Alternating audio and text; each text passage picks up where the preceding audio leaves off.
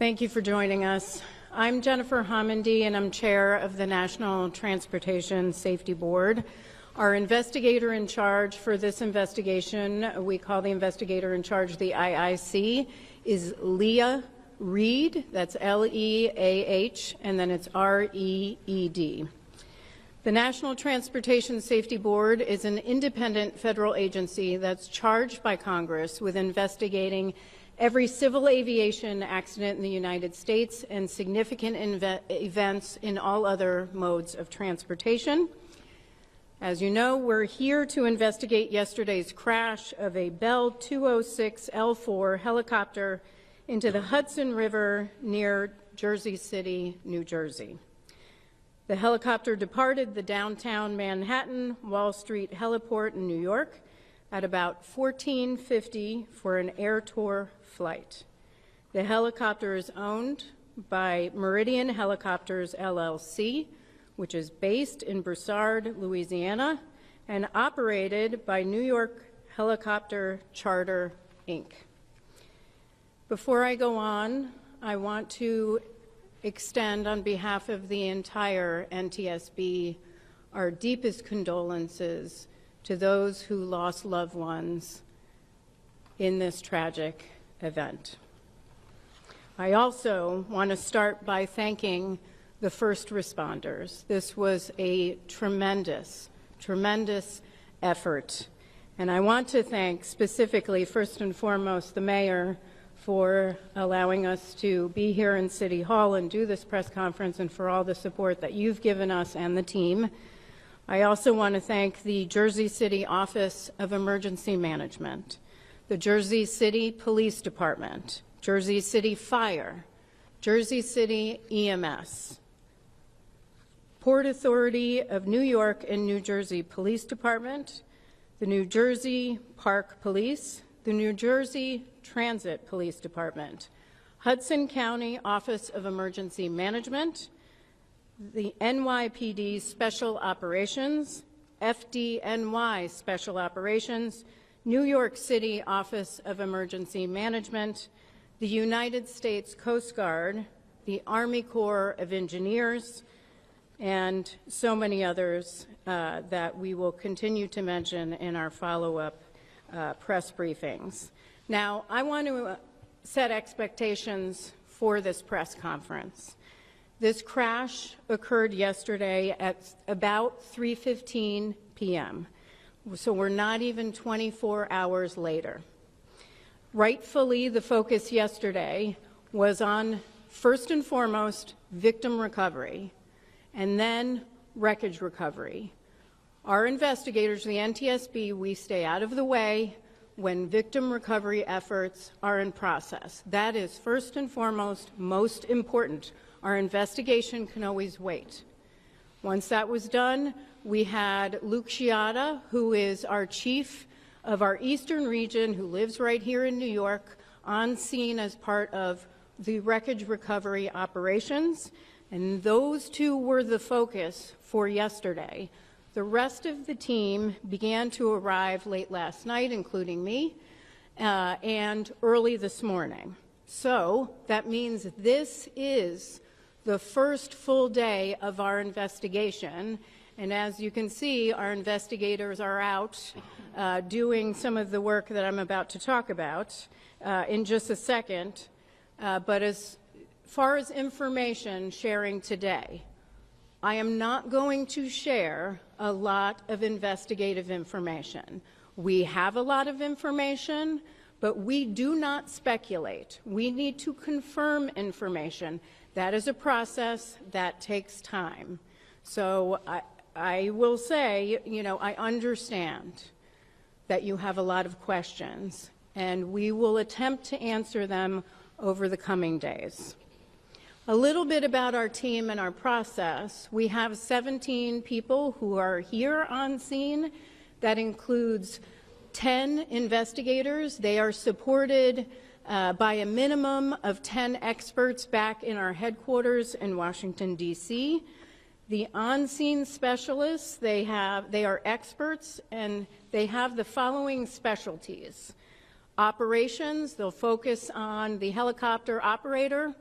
They'll look at the owner of the helicopter itself, and they will look at pilot qualifications and other information. We have experts on helicopter airworthiness, on structures, and on systems. We also have our evidence management team here, as well as our transportation disaster assistance team, which is responsible for working with the family to get them the assistance they need throughout the course of the investigation, not just here on scene, but in the coming days, weeks, and months throughout the investigation to the issuance of our final report, and sometimes for months and years beyond. The wreckage exam began this morning. Our team, I was there, our team began pulling components and the engine off the wreckage and other components that they would like to more closely examine.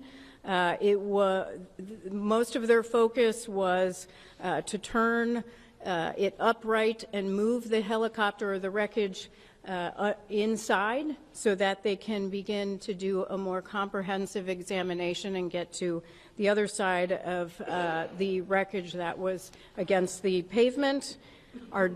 We also are aware that there are dive teams. The New York Police Department is still diving for components and pieces of the helicopter that we are still looking to recover. Those include the main rotor, the main transmission, the roof structure, and the tail structure, and we appreciate all of their hard work. And then we have a whole team that is collecting the standard information that we normally gather as part of any investigation, which includes pilot qualifications, logbooks, history of the helicopter, maintenance logs, and so forth. We do have the logbooks for the pilot. The pilot held a commercial pilot certificate with rotorcraft and instrument ratings. The pilot reported 450 hours of total flight experience on his most recent medical, which was issued on September 20th, 2024. As of March 29th, 2025, the pilot accumulated about 788 hours of total flight time. We still need to calculate flight time in that Bell helicopter, and I'll have more information on that hopefully tomorrow, because he previously was flying a Robinson 44. Now, what we are hoping is that we are able to get the public to send us any photos or video you may have, or if you want to contact us because you believe that you have information that could be pertinent to our investigation, please reach out to us, provide that information to us. We will get in contact with you at the following email address: witness@ntsb.gov. That's witness@ntsb.gov. Now, I will take some questions. Again, a reminder, I know there will be questions for very detailed investigative information. I am happy to talk about the team, their qualifications, the process. I am not going to speculate on investigative information. We are very factual, and we will provide that in due course. So I will call on you. Please state your name, your affiliation for me. Sure. It's Matthew Chase of Newsday. To the extent you're able to share this, is there a preliminary cause? I realize you gave that early talk. Is there a cause preliminarily that you can share with us? The question is there a preliminary cause? We do not have a preliminary cause. That takes time. As I stated, our team focused on helicopter airworthiness and structures and systems is at the facility with the wreckage, doing the wreckage exam. That takes time. Of course, it takes time to also gather information, records that we need to comb through, so we do not have that at this time. And just to mention, as regarding cause, We will not speculate on cause ever, but we will not be determining any sort of preliminary or probable cause at the scene of an accident. We don't do that. What we are doing here is gathering the perishable evidence, the evidence that we need to gather for our investigation. When it comes to maintenance logbooks and other materials, we can look at those materials later on. What we need to do is look at the wreckage now. We need to focus on finding some of the additional components and structures that we're looking for, conduct witness interviews, and gather the records that we need. We can review the records later, so that probable cause will not occur for quite some time. Yes, ma'am, and then we'll go here.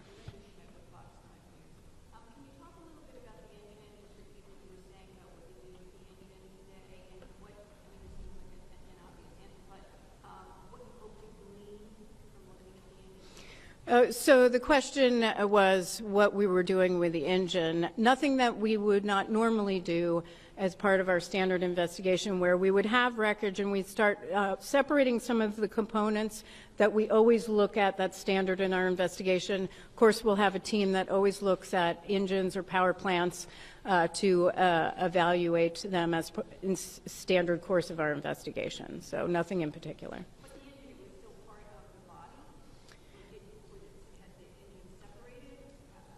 It was in the wreckage, and so we separated it from the helicopter so we could take a closer look at it in a more upright position.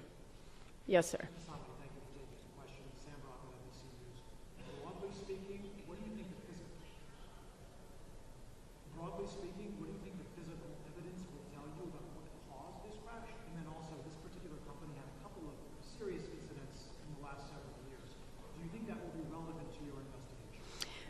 The question is, what will us looking at as part of this investigation on scene tell us about cause, and what will we be looking at related to the safety history as part for this particular helicopter company? First of all, we always look at safety history.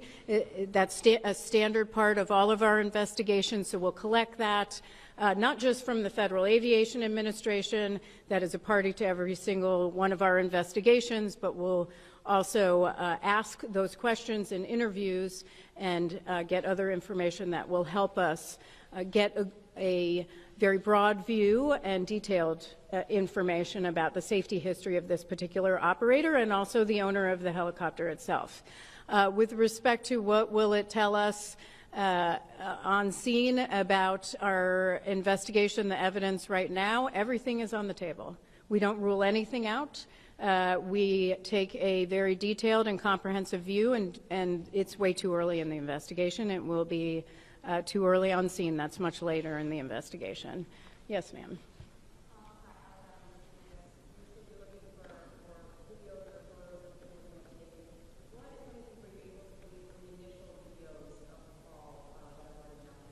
The question is, what have we been able to glean from the videos that are already circulating on social media? Those are very helpful for our investigators, certainly, but a lot of those videos are from a very far distance, and so we'll have to look at those a little bit further back at headquarters, but we're hoping to get some additional videos that provide us information. We don't know what people have recorded or taken pictures of that could be helpful in an investigation.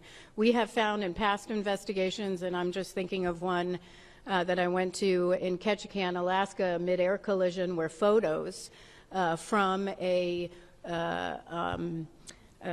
somebody who was on board one of the airplanes helped us significantly in our investigation. So it can be very key parts of our investigation. So for anyone who didn't hear my previous request, please send us any sort of videos or photos or information you'd like to share with us at witness@ntsb.gov. Yes, ma'am.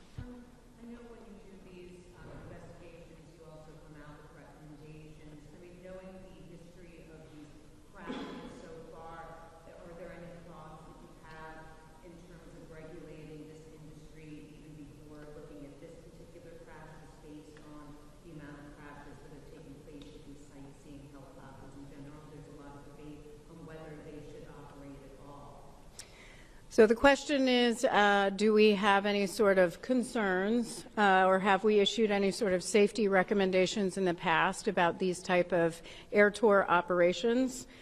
We have. Actually, we did. So this particular operator was governed under Part 135 of the Federal Aviation Regulations, but this particular operation was under Part 91. All air tours are.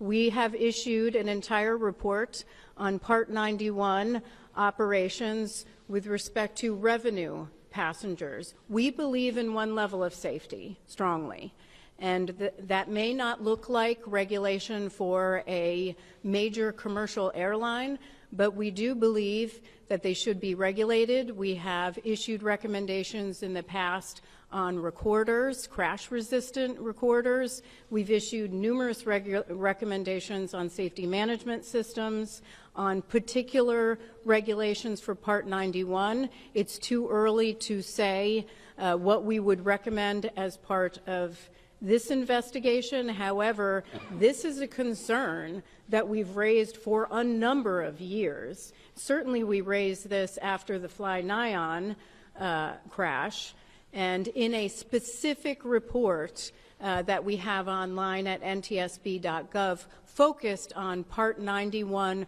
revenue passenger operations. And so I would direct you actually to that report. It was very comprehensive about our recommendations, specifically about air tour operators. And if you can't find that, our media relations team can help provide that information, because we did issue a set of recommendations to improve safety in this area. That will be part of the question is, was this operator complying with those recommendations? Those are recommendations, not regulations, but we would have to look at that, and that will be standard in this investigation. So thank you very much, sir. And then I'm going to go over here. Have we recovered the rotor? We are looking for the main rotor and the tail rotor right now.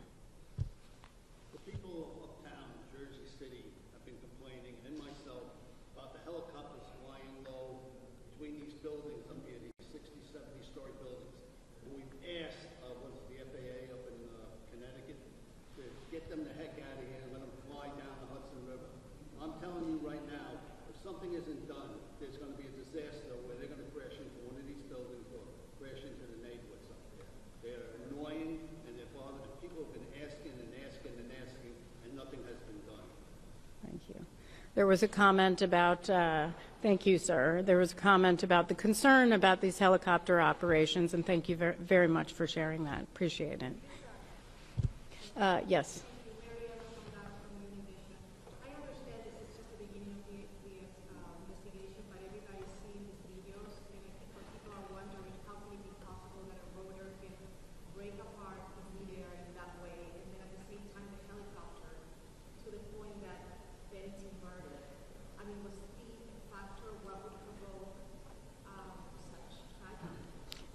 The question is, what would result?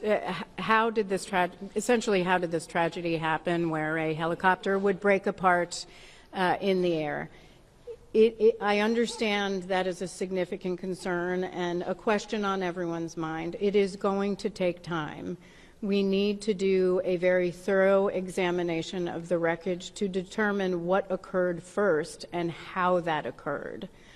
Once we have that, we'll be able to release that to the public. Some more questions? Yes. Sure.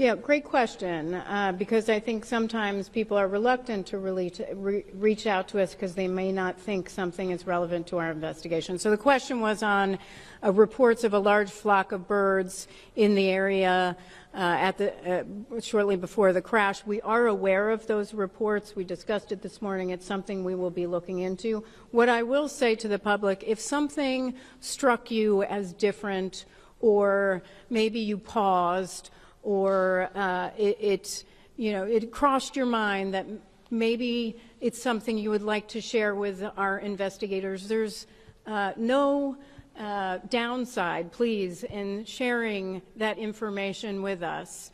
You can be very helpful in providing that investigative information to the NTSB. So again, witness@ntsb.gov. Even if you think it's irrelevant, please send it in. Yes, sir. Hi, Stephen Nesson, WNYC Radio. You said there are 17 people on site here working on the investigation and 10 in D.C. Is that how many people you would typically have for a helicopter crash investigation? Is that the same number, for example, during the Flynon helicopter crash, or have cuts of the federal government reduced your number of investigators? So the question is, the 17 investigators here and 10 who are supporting back home, but the 17 personnel here, 10 of which are investigators, is that typical for an investigation like this? How would it compare to Fly-Nyon, and would it be less as a result of any sort of cuts to the agency? First of all, let me address the agency. We have not experienced any personnel losses other than typical retirements in our agency. Our agency has been provided with, by the administration, thank you, an exemption from the deferred resignation program. We got a hiring exemption for several investigative positions within each of our transportation modes, so we can bring our numbers up to help us in our investigation, and that is critical. So we have not suffered in any way. With respect to comparison on Fly-Nyon, I don't know how many investigators were here on Fly-Nyon. Certainly our media team can provide that to you. It really isn't, what I will say for our investigations is when an accident occurs, we look at what might be areas we want to look into. How many people can we send based on the rest of our workload? And because we have a pretty heavy workload right now, and that is the decision making that goes into what expertise do we need and who do we want to send. That is what feeds into that, so it might vary depending on the investigation. Okay, that is the end of questions today. What I will ask is that you monitor X, which is NTSB_newsroom, and also NTSB.gov, which is our website, which will have updates on future press conferences. Thank you so much for your time.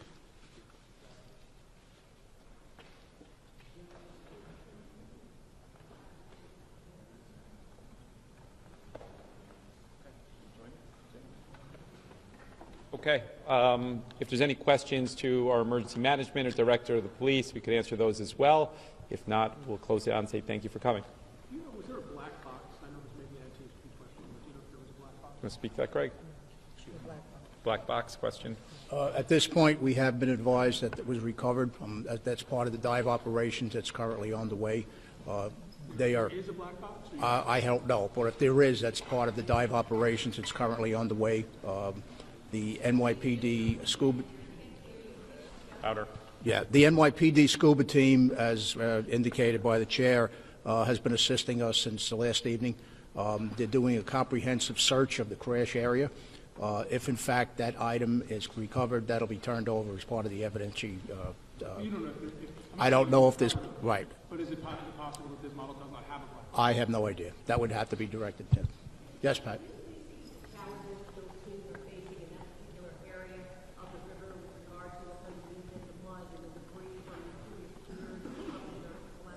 The area in question is it's about 5 feet deep where the chopper went down.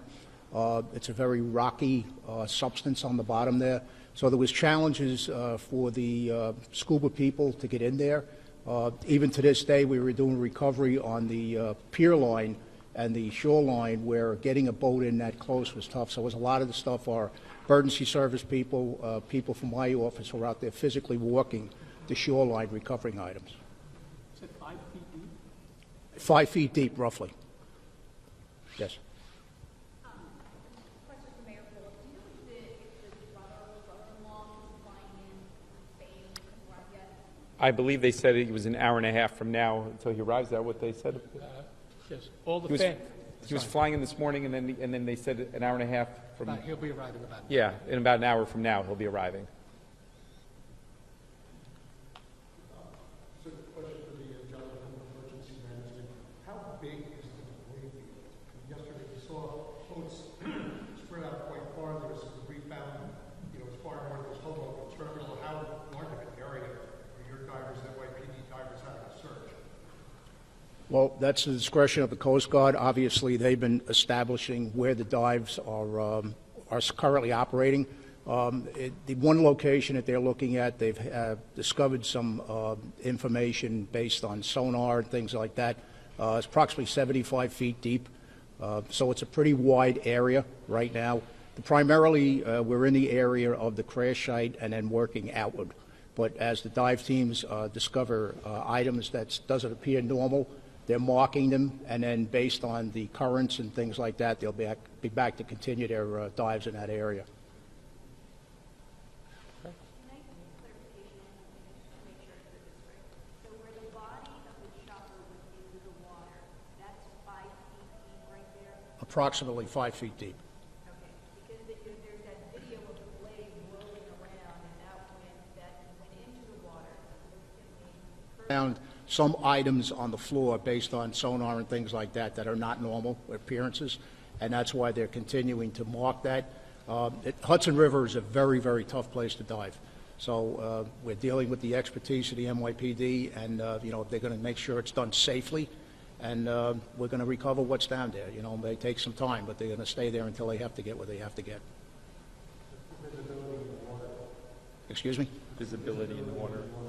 Very, very murky. I mean, I was there last night when they were physically removing the victims. You literally can't see a hand in front of you, but they did a phenomenal job. Okay. Forgive this ignorant question, but 75 feet deep from where? From the shoreline. Greg Kears. Greg Kearse, K-I-E-R-C-E. And that's not a radius, that's Straight out. straight out. Yeah. Anything else? Yeah. Mayor, can you specify as best as possible the Jersey, whatever location on the Jersey City side the crash occurred close to? You want to answer that, Craig, as well? You must stay with that as well. If you're familiar with the Port Authority vents down at down by foot of 6th Street, roughly, it's adjacent right to the Port Authority vent. It's adjacent right to the Port Authority pier where it houses the vents for the Howland Tunnel.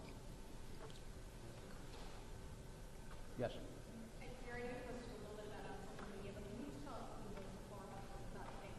I'm sorry? They told us, I touched on the fact that they were here for a birthday trip for the mom. Her birthday is actually, I understand, in June, but it was a trip that they were doing now. It was one of the child's birthdays today. He was here for a business trip, arriving on Sunday, touring some Siemens entities in Pittsburgh, is what they told us. And then they extended the trip with the family arriving a couple days ago for the birthday portion of the trip. Birthday today or yesterday? They said his birthday, or the one of the child's birthday, was today, is what they said. Yeah. Excuse me? I don't know.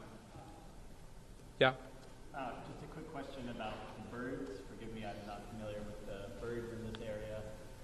Is it a typical problem that there are birds that could possibly, interact with There were three working theories. There was the birds discussion, there was drone discussion, and mechanical failure discussion. And we'll see where it goes. and again, I don't want to hypothesize, but I think as time goes on, we'll leave it at that. What are your thoughts on the regulation issue? I think that you need more regulation there, and we need the FAA to restrict the tourism on the helicopter. It's a very crowded space, and those of you that aren't familiar with it, you only could go so high because you can't interfere with Newark, LaGuardia, and JFK on the commercial airline. So you have all of the news outlets, you have the transportation, you have the tourism, all in a very, very tight space that can't go above a certain elevation. So it is very congested, and it's a very, very congested space on the ground. So it's dangerous. And as he said, had it been 50 feet more towards the shoreline, it would have landed on a walkway that is highly trafficked and not far from a playground over there close to Newport. And it's another 100 feet. It could have been in the middle of Newport Parkway. So it's a very dangerous situation. You want the bad? Yeah, I think that you need to be practical about it. Post 9/11, there was restrictions, and it seemed like it worked okay. And then over time, we've brought back those restrictions and more traffic. That helicopter did multiple tours that day already. They are very busy operators, and that probably is going to lead to questions around maintenance and all of those sort of things. And by the time it's resolved, the world will stop watching this, unfortunately, because it takes the NTSB a lot of time to get to a resolution. But there's going to be a lot of questions on how those tourist operators work, and I think there's reason to be concerned over it. Hi, may I just mention the New York the pilot has been ID'd as a Yeah. Navy SEAL vet, and I was just wondering if you've been in contact with his family. I have not. He's been in contact. The mother's in Utah. And he's a veteran and African-American male, 36 years old? Yes, 36 years old. Yeah. For clarification purposes, Mr. Mayor, for your division, we understand there were 3 children. Can you clarify the ages? Do you have the exact ages? Kim, when we're done, Kim will give you the exact ages. Kim will come up at the end and give you the exact ages. She'll give you that information. She'll give you that. Anything else before we wrap it up? Yes. No. I mean, look, you have these operators saying a lot of different things. I think a reasonable person would come to the conclusion that if you're a pilot and you're going on a trip, you would recognize whether you have fuel or you don't have fuel in that. That helicopter was used on multiple trips earlier in that day. So I would likely rule that out. I'm going to go with the hypothesis that that's probably not going to end up being the outcome on this. Have you worked with the family in Spain? We spoke today to the executives. To the executives at Siemens, and they flew out last night. And the one that flew out actually has a close family relationship with the deceased. They would vacation together. So there's familiarity there. He was facilitating conversations with the consulate in order to facilitate the release of the bodies to bring them back to Spain. And then, as we said earlier, family members should be arriving in an hour or so. You said the brother-in-law. Kim will give you the pilot's name and the ages. Brother-in-law, you said? Yeah, I believe it was the wife's brother. Yeah. Yeah, another question for your emergency management folks. Greg. Items that the divers are looking for, does that aircraft have a black box? Are you looking for that? Whatever items, as I say, I'm not familiar with whether there's a black box or not on that type of an aircraft. What they are looking for now in particular was the transmission, the rotors, and other associated items associated with the actual engine and things like that. When the chopper was taken up, it was very, very seriously damaged. So as the NTSB chair had said, it was delivered to the Army Corps of Engineers via boat. And this morning they were over there first thing doing their first portion of the investigation. But as I mentioned, there were some items that were found on the sonar that is a matter of interest. So they are continuing to do their dives. Weather permitting, of course, it's a tough, very choppy out there today, but they're the best at what they do.